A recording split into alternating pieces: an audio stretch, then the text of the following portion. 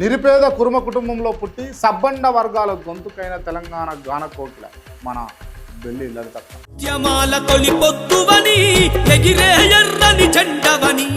కష్టాలే ఆమెకు పాఠాలు నేర్పాయి. చిన్నతనంలోనే చదువు మానేసి భువనగిరి స్పిన్నింగ్ మిల్లులో కార్మికురాలుగా పనిచేసింది. అక్కడ కార్మికుల కష్టాలను చూసి చలించి పాటే ఆయుధంగా ఉద్యమించింది.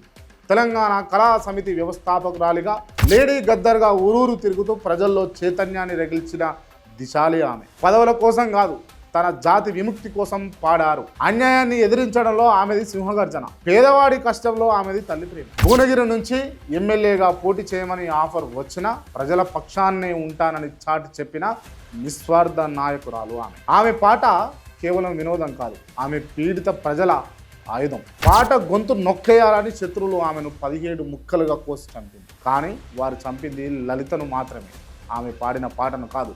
నేడు స్వరాష్ట్ర తెలంగాణలో ప్రతి గుండెలోనూ ఆమె గొంతు వినిపిస్తూనే ఉంది. తెలంగాణ సిద్ధించే వరకు చరిత్ర పుటల్లో ఎప్పటికీ చెరగని ముద్రే. జోహార్ బెల్లి లలితక్క, జోహార్.